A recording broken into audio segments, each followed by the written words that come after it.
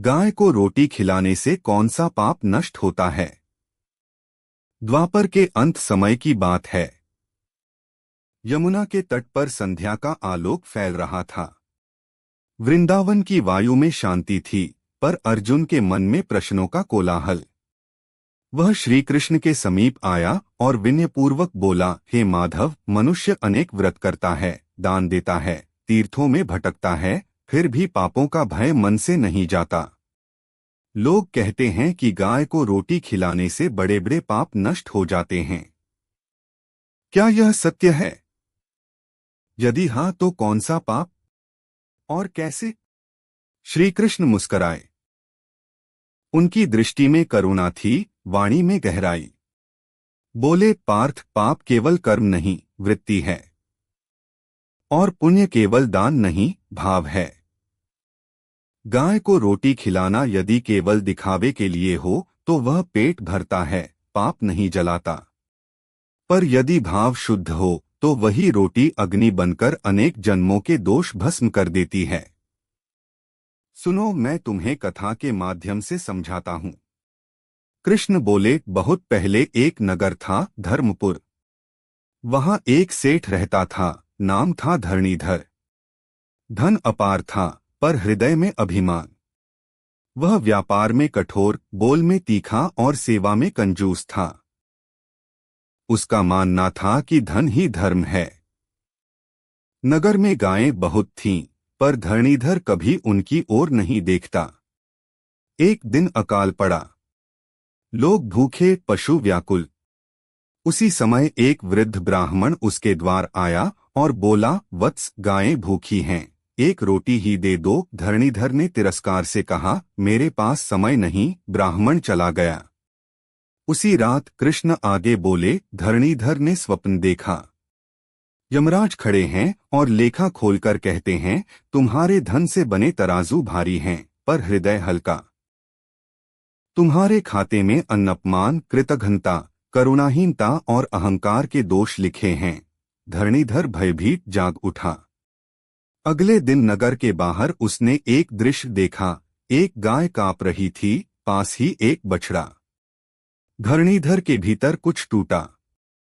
उसने घर जाकर अपने हाथों से रोटी बनाई, गाय के सामने रखी और पहली बार सिर झुकाकर बोला, माता, अज्ञानवश अपराध हुआ। गाय ने रोटी खाई, उसकी आंखों से आंसू गिरे। कृष्ण ने कहा, पार्थ, उसी क्षण धरणीधर के अन्नअपमान का पाप नष्ट हुआ। क्योंकि अन्न का अपमान तब होता है जब भूखे को देखकर भी मन द्रवित न हो। गाय को रोटी खिलाना उस कठोरता को गलाता है। अर्जुन ने पूछा, केवल एक रोटी से? कृष्ण मुस्कराए। भाव से दी गई एक रोटी जन्मों का बोझ उतार देती है। सुनो आगे। कुछ समय बाद धरणीधर के व्यापार में घाटा हुआ। उसने क्रोध में सेवकों को अपमानित किया। उसी रात फिर स्वप्न यमदूत बोले, अहंकार का भार अभी शेष है। प्रातः धरणीधर ने देखा, एक घायल गाय सड़क किनारे पड़ी है। उसने अपने धन से वैद्य बुलाया, गाय की सेवा की, प्रतिदिन रोटी खिलाई। उसका अहंकार पिघला। तब अहंकार का पाप नष्ट हुआ, क्योंकि गाय के आगे झुकना स्वयं को छोटा करना है। कृष्ण बोले, पार्थ, गाय करुणा की परीक्षा लेती है।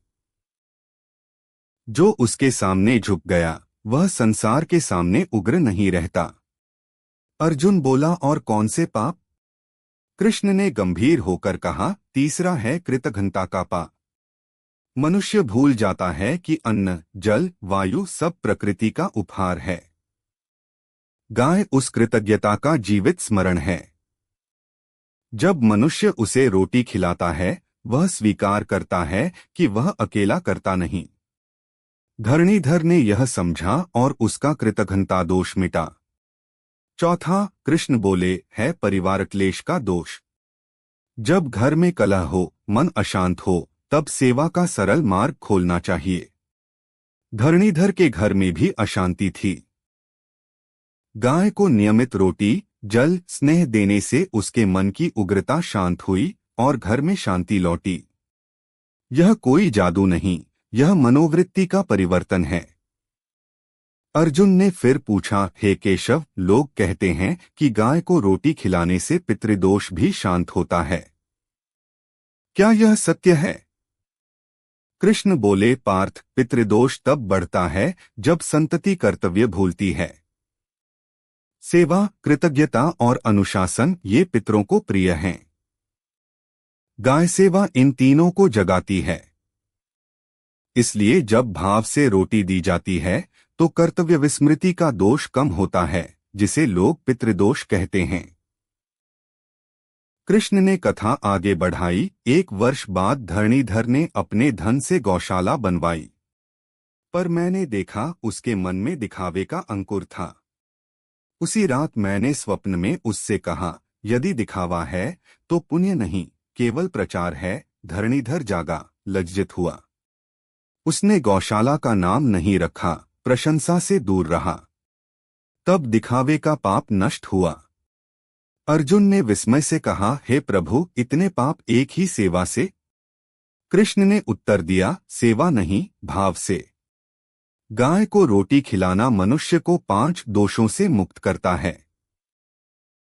अन्नपमान, अहंकार, कृतघ्नता, करुणाहीनता और दिखावा। इनसे अनेक छोटे बड़े पाप जन्म लेते हैं। मूल कटे तो शाखाएं सूखती हैं।